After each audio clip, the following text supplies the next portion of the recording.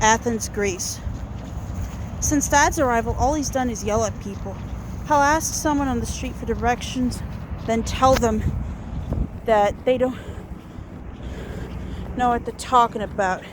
He speaks combat Greek. And the people he talks to speaks it back. Since it was good to see him and Lisa and Paul, 3 days alone here wasn't such a great idea, especially in a room that's an oven. I brought my transistor radio. There's an okay jazz program, but everything else is Greek music. There are a lot of blind people in Athens. A man got on the train tonight with what looked like mayonnaise in his eyes. August 13th. Heraklion, Crete. Dad bought us that class tickets, the cheapest, and while he and Lisa slept on benches, I set up a drink Retsina with a stout Dutch girl. Her hair was short like a boy's, and she looked hard into my eyes when she spoke. Over the course of the evening, I learned the following. 1.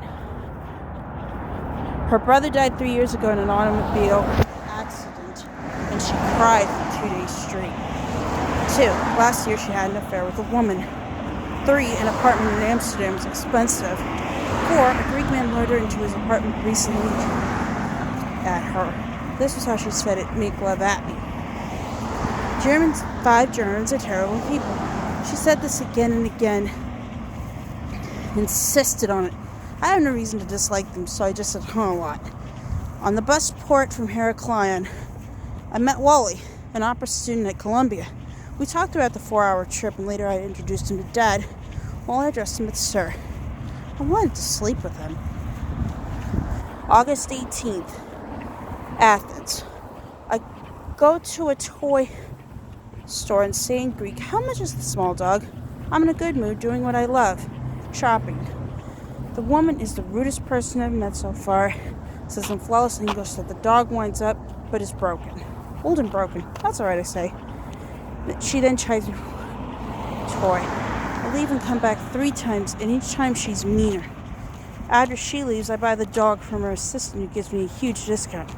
What do I care that it's broken? August 20th, Athens, Patras. Dad, Paul, and Lisa left for rally this morning. Walked them to Syntagma Square, but I caught a bus to the airport. Now I'm one of the traveling youth, single. I went to the post office and then returned to the hotel to pack and catch the bus to Patras. From there, I'll go by ferry to Brindisi, then go on to Rome against Dad's better judgment. Italian men will get you drunk in order to rob you if you want. On my way out of the hotel, I heard him on at the front desk trying to change his flight. He said it was an emergency, that his mother died and he needs to get back to America as soon as That can't be true, can it? Later, after our bus arrived in Patras, the driver made me help him pick up all the garbage people had left behind me.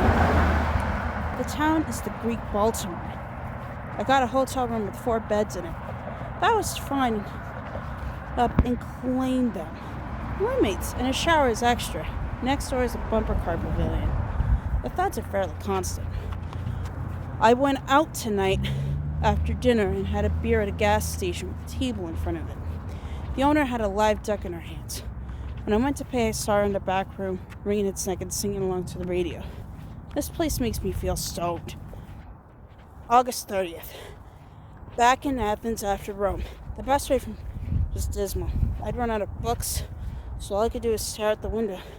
After we arrived at the station, I met Rosa Rubio from Madrid. She only speaks Spanish now. And after talking for a few hours, hotel. The room has 3 beds in it, so I offered her one, and she was beside herself. I hadn't seen a real mattress in weeks, she told me. I gave her my black and white shirt because it never really looked good on me. I bought us dinner and drinks. She hadn't spoken to anyone in 4 days, and she was very patient with me. I enjoyed her company. It was nice to treat someone, to be in a position to.